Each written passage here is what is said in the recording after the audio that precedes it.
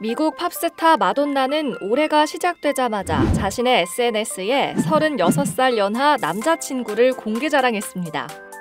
1958년생으로 올해 만 61살이 된 마돈나.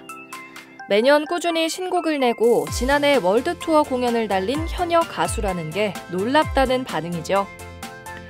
마돈나처럼 여전히 젊음을 과시하며 현역에서 활발하게 일하는 58년생 개띠는 적지 않습니다. 지난해 한 조사에 따르면 국내 1000대 CEO 중 1958년생이 가장 많은 것으로 나타났죠. 이들은 여전히 건재함을 과시하고 있지만 올해부터 국민연금을 본격적으로 수령하는 나이기도 합니다. 고유명사처럼 쓰이는 58년생 개띠. 인구학적으로 당시 출생 인구가 90만 명을 넘어섰다는 상징적인 의미와 연결돼 있죠.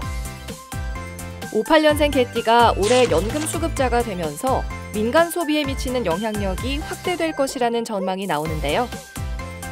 노령연금 지급액은 작년과 비교해 올해 2조 5천억 원 늘었으며 앞으로 몇 년간 매년 2조 원대 후반에서 3조 원 넘는 돈이 추가로 풀릴 것으로 보입니다.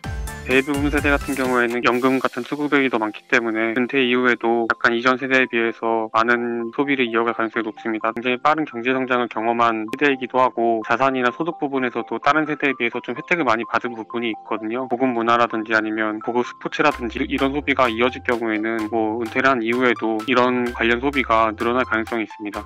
베이비붐 세대는 이전 세대와 비교해 소득과 자산이 많아 은퇴 이후에도 상대적으로 높은 수준의 소비를 유지할 가능성이 높다는 분석이죠. 58년생 개띠가 앞으로 시장 변화를 주도할 것이라는 관측인데요. 조영태 서울대 보건대학원 교수는 58년 개띠의 과거와 현재를 보면 미래 계획을 짐작할 수 있다고 말했습니다. 식료품비 관련 소비는 시간이 지날수록 비중이 줄어들었지만 음식, 숙박 관련 지출은 거꾸로 점점 증가하는 추세를 보였다고 설명했죠.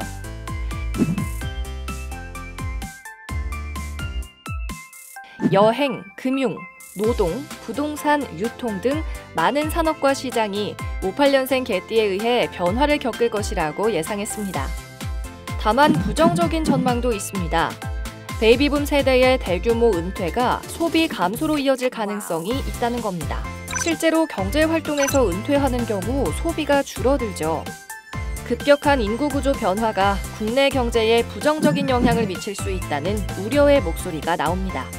소득이 연금은 상승하지만 임금 소득이 감소하면서 그 영향이 부정적으로 나타날 수도 있는데요. 이런 부분을 타개하기 위해서는 적으로 소비할 수 있는 환경을 만들어주는 게 일단 중요하고요. 자산을 많이 보유한 가구 같은 경우에는 자산을 유동화해서 좀 더 소비를 할 수 있도록 유도하는 방안도 좀 생각해 볼 필요가 있습니다. 연금 수령자가 된 58년생 개띠들. 고도 성장을 이끌었던 이들이 침체된 소비 시장에 어떤 지각 변동을 가져올지 관심이 모아지고 있습니다.